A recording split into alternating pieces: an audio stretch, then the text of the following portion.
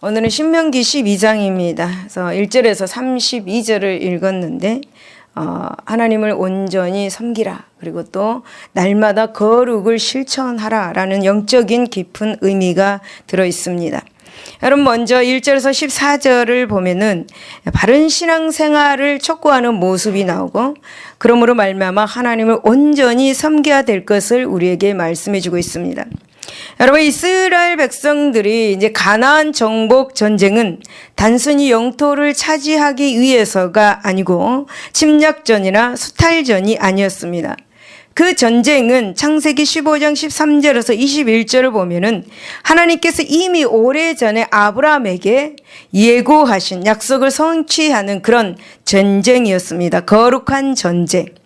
즉 가나안 정복 전쟁은 제약의 세력을 버리고 가나안 땅에 하나님이 이렇게 통치하신 하나님의 그 나라를 건설하기 위한 그런 전쟁이었습니다. 따라서 가나안 전쟁을 하는 데는 일정한 그런 원칙이 요구되었습니다. 그 원칙 가운데 하나는 가나안 땅을 오랫동안 오염시켜 온 이 모든 우상들, 그 각종 우상을 척결하고 없애는 그런 일이었습니다. 그것이 그 원칙이었습니다. 여러분 당시 가나안 땅에는 토지의 비옥함을 그렇게 주장하는 바알이라는 신이 있었습니다. 그 바알의 상대의 여신인 아스다롯이란 그 신이 있었고 외에도 소산의 증상과 자녀와 그리고 가축의 다산을 그렇게 주장한다고 생각하는 아세라 여신상이 있습니다. 이것을 이시한 모든 각종 우상들이 그곳에 다 있었습니다. 그래서 열왕기상 14장 24절을 보면은 이런 우상들은 대개가 음란하고 그리고 부패한 그런 의식을 동반하여서 원주민들을 타락의 길로 그렇게 미혹했습니다. 그리고 무당이나 그리고 박수 그리고 초혼을 행하는 자와 점을 치는 자 등들이 그 땅을 어지럽히고 있었습니다. 참으로 이스라엘 백성들이 가나안 정복을 한다 할지라도 이 가증스러운 그런 무리들과 우상을 완전히 청소하지 않고서는 오히려 그 시간이 흐른 후에는 가나안에 있는 그 모든 우상들이 그 문화가 이스라엘 백성들을 정복하고 말 것입니다. 따라서 이제 이스라엘 백성들은 무엇보다도 이 가증한 우상들을 먼저 척결을 해야만 했습니다. 그런 후에 이제 하나님의 거룩한 성전을 쌓고 그다음에 하나님의 나라의 기쁨을 다져가야 했습니다. 여러분 우리는 이 같은 사실을 한번 살펴보면서 하나님의 나라 건설을 위해서 그리고 부름받은 우리들이 과연 이 땅에서 어떤 삶의 자세로 살아가야 할 것인지 본문을 통해서 한번 알아보도록 하겠습니다. 1절에서 3절을 보면은 내 조상의 하나님 여호와께서 내게 주셔서 차지하게 하신 땅에서 너희가 평생에 지켜 행할 규례와 법도는 이러하니라. 너희가 쫓아낸 민족들이 그들의 신들을 섬기는 곳은 높은 산이든지 작은 산이든지 푸른 나무 아래든지를 막론하고 그 모든 것을 너희가 마땅히 파멸하며 그 제단을 헐며 주상을 깨트리며 아세라상을 불사르고 또 그 조각한 신상들을 찍어서 그 이름을 그곳에서 라고 그렇게 말씀합니다. 이 말씀에서 보면은 우리 자신의 삶의 자리에서 우상은 철저히 제해야 된다라는 그 영적인 깊이 있는 그런 말씀이 생겨져 있습니다. 여러분 이스라엘 백성들이 가나안을 정복할 당시에는 가나안 땅에는 높은 산 그리고 낮은 산 할 것 없이 모두 다 거의 다 전국에 가증스러운 그런 우상들이 숭배지로 전락해져 있었습니다. 또 가나안 원주민들의 그 거처와 생활 태전에서도 여러분 추악한 그런 우상 문화가 여러분 자리 잡고 있었습니다. 여러분 하나님은 이러한 우상지대를 정복하게 될 이 이스라엘 백성들을 향해서 우상을 향한 그런 가난 그런 예의 없이 철두철미하게 그렇게 제거해 버릴 것을 강력하게 그렇게 명령을 하셨습니다. 여러분 하나님의 이 같은 의지는 2절 3절을 파멸하며 헐며 그리고 깨뜨리며 불사르고 찍어서 멸하리라 이런 말씀들이 거듭거듭된 이 명령 속에서도 잘 나타내 보여주고 있습니다. 실로 여러분, 하나님은 사랑과 긍휼이 한이 없으신 분입니다. 하지만 우상에 대해서만큼은 철저한 박멸을 이렇게 명하실 정도로 그 우상을 미워하시고 또 싫어하시는 모습을 볼 수가 있죠. 여러분, 이처럼 하나님께서 철저한 우상 박멸을 명하신 이유가 있습니다. 그것이 뭐냐? 그 땅에 들어가 살게 될 이 이스라엘 백성들, 당신의 백성들이 혹 이 우상에 오염되어서 하나님을 떠나서 가증한 우상을 섬길까봐, 정말 멸망당할까봐 그 위험성이 있기 때문에 하나님께서는 철저하게 그곳에 들어가면 우상을 다 멸해라 라고 그렇게 말씀을 하고 있는 것이죠. 또 가나안은 하나님께서 친히 통치하실 거룩한 초소입니다. 그러기에 그 가증스러운 것들, 그 우상들, 음란들, 그런 것들이 결코 용납될 수 없었기 때문에 너희들이 먼저 그곳에 들어가면 그것의 모든 우상을 다 철폐시켜라 라고 그렇게 명령을 하고 있는 것입니다. 여러분, 우리는 하나님의 부르심을 입고 이 땅에 왔습니다. 맞습니까? 여러분, 우리는 하나님의 자녀로서 하나님의 나라 건설을 위해서 부름받은 우리는 자신이 거하는 초소, 자신의 심령 깊은 곳에서 제약된 그 우상들, 우리 마음속에 있는 우상을 제거하고 그 흔적조차 남기지 않아야 될 줄로 믿습니다. 여러분, 우리의 마음속 깊숙이 자리 잡고 있는 우상들이 무엇인지 한번 생각해 보시기를 바랍니다.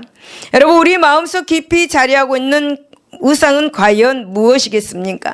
여러분, 출애굽기 10장 4절에서 5절을 보면 너를 위하여 새긴 우상을 만들지 말고 또 위로 하늘에 있는 것이나 아래로 땅에 있는 것이나 땅 아래 물속에 있는 것에 어떤 형상도 만들지 말며 그것들에게 절하지 말며 그것들을 섬기지 말라라고 그렇게 말씀합니다.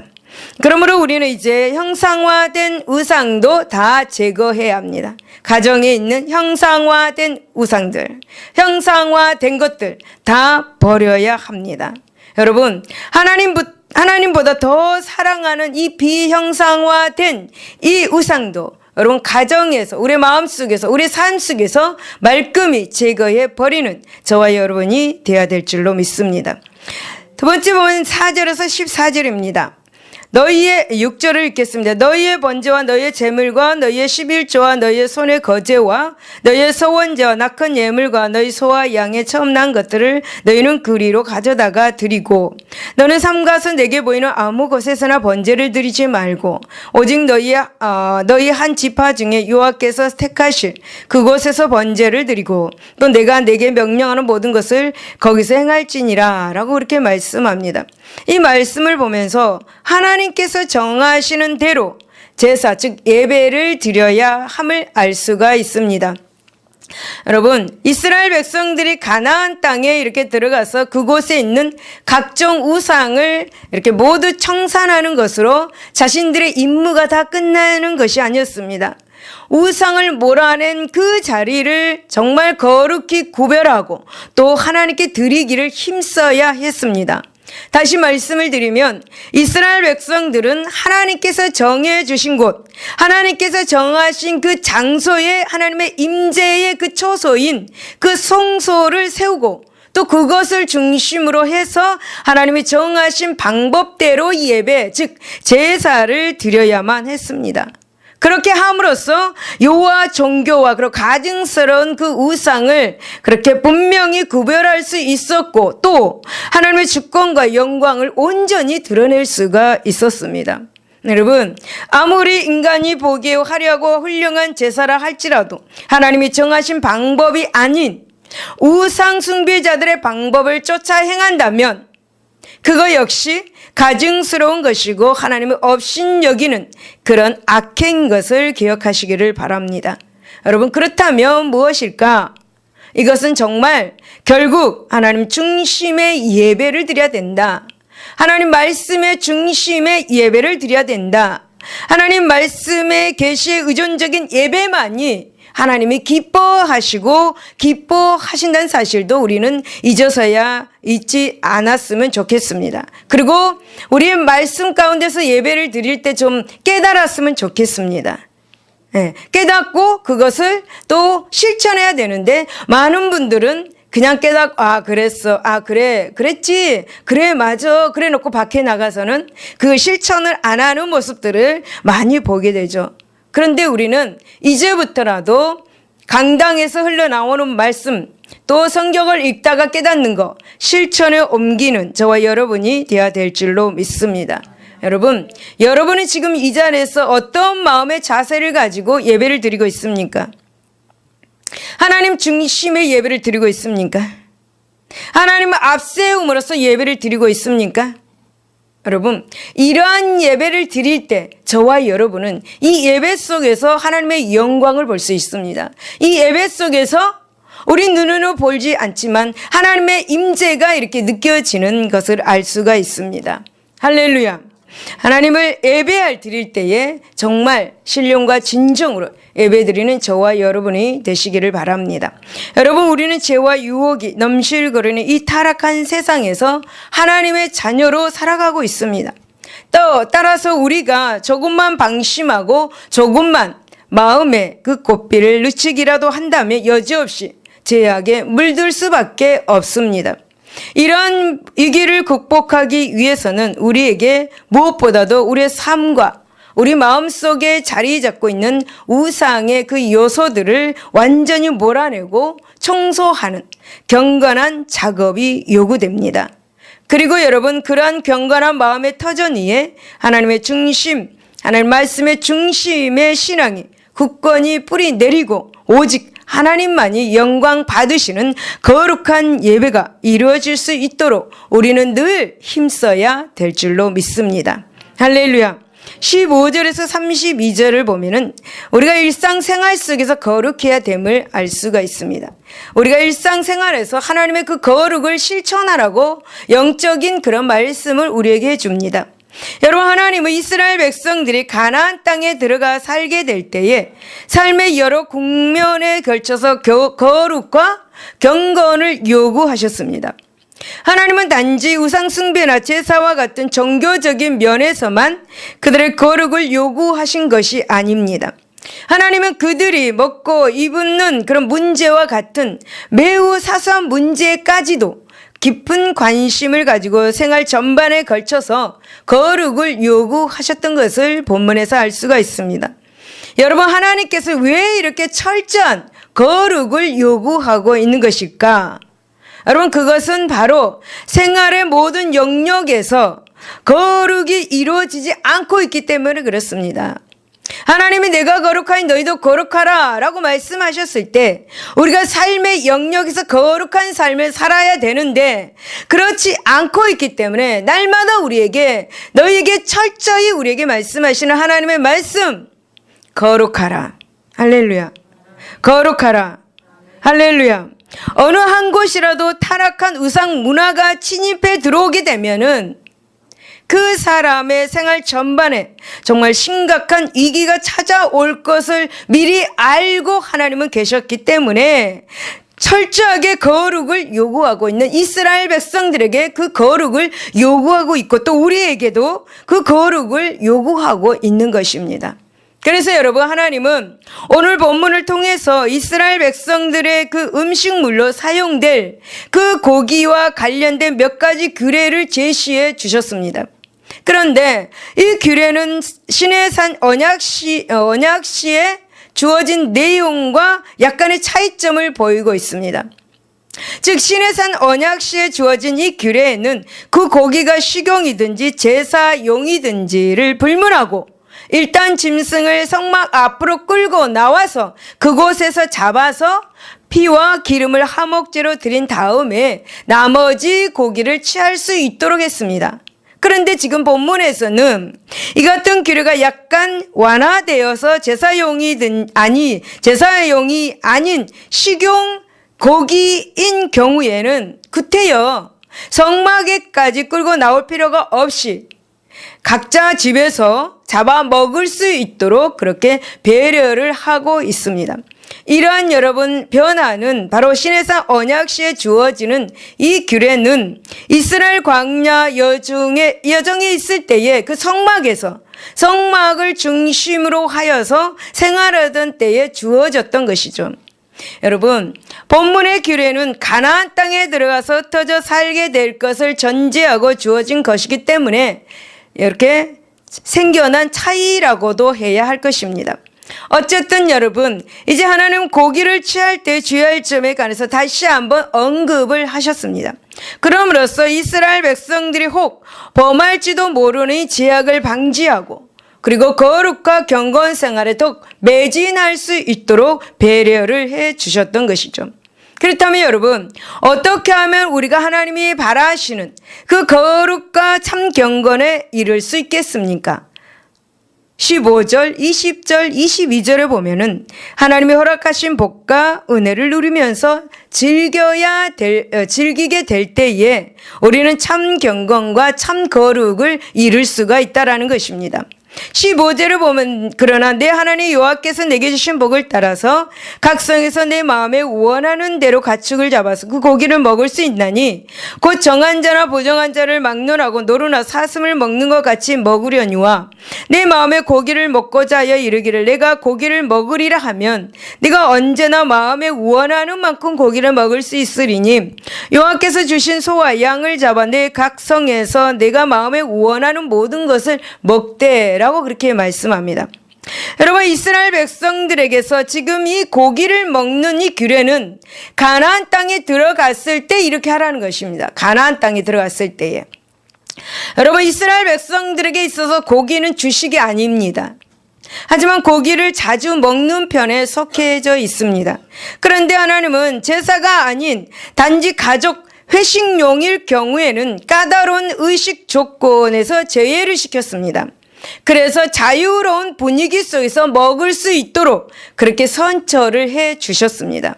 더욱이 여러분, 하나님께서 허용하신 고기의 종류를 볼 것 같으면 제사용으로 도무지 허락될 수 없는 사냥한 고기, 그리고 노루, 그리고 사슴 등까지도 취할 수 있도록 배려를 해 주셨습니다. 이전에는 광야 생활 때에는 이런 걸 먹으면 안 되었습니다. 근데 이제 너희가 그래서 거꾸로 흐르는 가나안 땅에 들어갔을 때는 이런 걸 먹어도 된다라고 그렇게 말씀을 하고 있는 것이죠.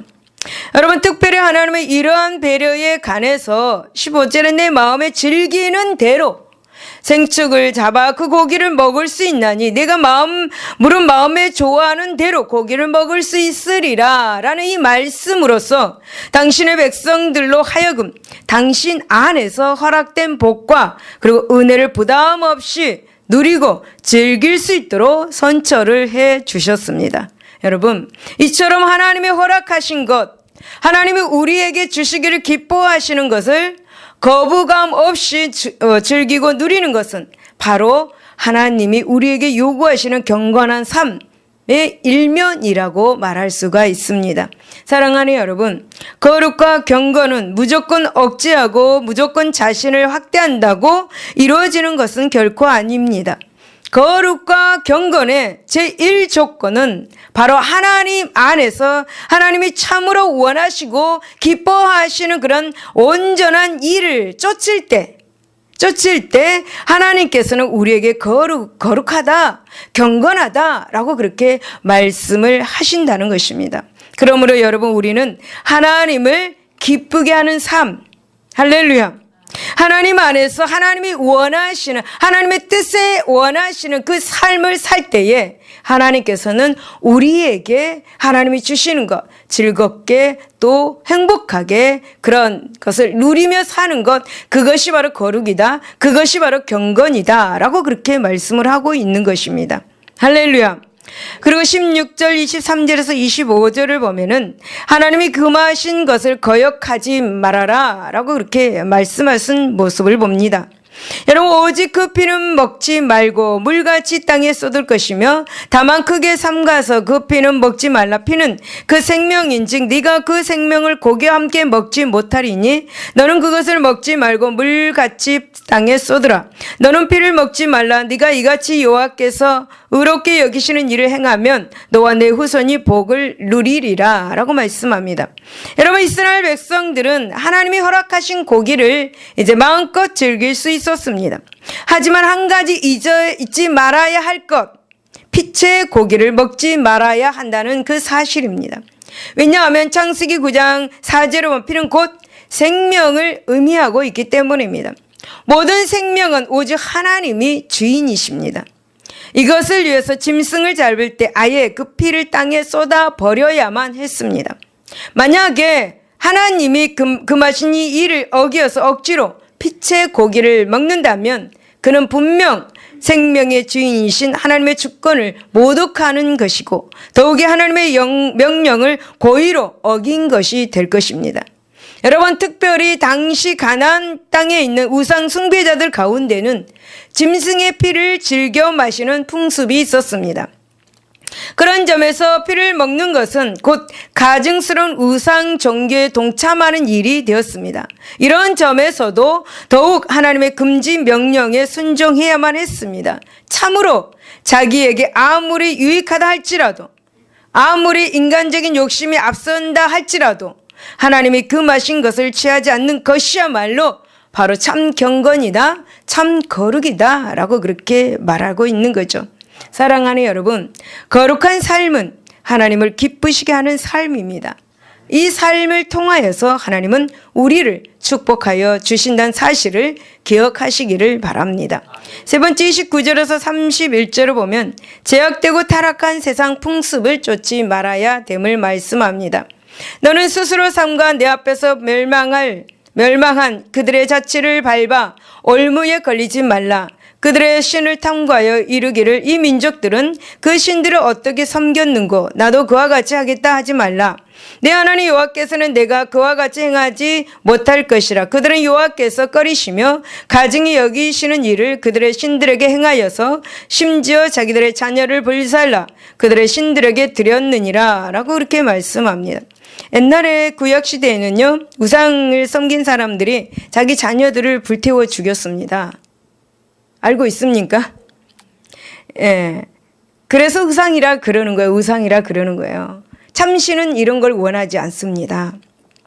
여러분, 인간은 그 어느 동물보다 환경에 적응하는 속도가 빠릅니다. 이런 사실은 한편으로는 긍정적인 면도 있습니다. 하지만 또 다른 한편으로는 매우 부정적인 그런 면을 지니고 있습니다. 여러분, 사실 인간은 타인의 제약된 행동과 사상에 대해서 너무나 쉽게 적응하고 휩쓸려 들곤 하죠.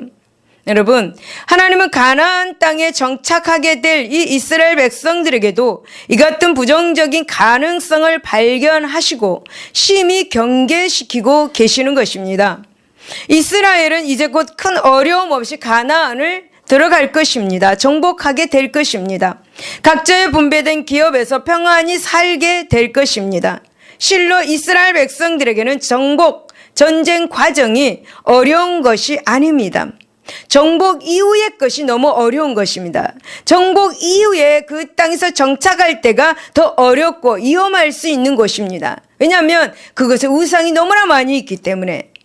여러분, 이처럼 평안할 때에 그들은 가나안 땅에 남아있던 제약의 흔적을 조용히 들춰내고 그것에 몰입할 가능성이 짙기 때문에 하나님께서는 그곳에 들어가면 이렇게 하지 말라, 이것도 하지 말라, 저것도 하지 말라 금하신 것이 있었습니다. 그런 점에서 이스라엘의 가나안 정복 전쟁은 가나안 땅을 정복함으로써 끝나는 것이 아니었고 그들이 천국에 이를 때까지 계속해서 끊임없이 치러가야 할 현재 진행형의 그런 전쟁이다라고 그렇게 말할 수가 있는 것이죠. 여러분, 진정 이스라엘은 평안할 때나 바쁠 때나 집에서나 집 밖에서나 불문하고 항상 제약되고 그리고 타락한 세속 문화와 풍습에 물들지 않도록 경계해야 했습니다. 어쨌든 여러분, 그들은 세상에 타락하고 부패한 그 풍습에 자신을 철저히 보호함으로써 이제 하나님과 더욱 친밀한 관계를 형성할 수 있었고 참 경건과 참 거룩에 이를 수가 있었습니다. 그러므로 사랑하는 여러분, 우리 또한 세상의 타락한 세속 문화 속에서 철저히 자신을 보호해야 될 줄로 믿습니다. 그래야 할 때 여러분, 우리는 믿음을 지킬 수 있고 참된 예배를 드릴 수가 있는 것입니다. 성도 여러분, 우리는 매 순간 이렇게 세상의 헛되고 타락한 문화에 노출되어 있고 또 각종 제약된 유혹에 노출되어 있습니다. 그러나 이러한 위험 속에서도 우리는 하나님이 기뻐할 만한 거룩과 그리고 경건을 유지해 나갈 수 있습니다. 즉 우리는 하나님의 허락하신 복과 그 은혜를 섬김으로써 세상을 즐김으로써 세상을 이길 수 있습니다.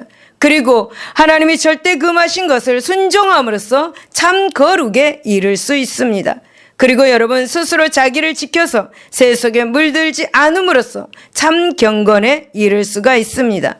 여러분 이를 위해서 우리가 더욱 깨어서 말씀과 기도로 경건에 이르기를 항상 힘쓰는 저와 여러분들이 되시기를 바랍니다. 기도하겠습니다.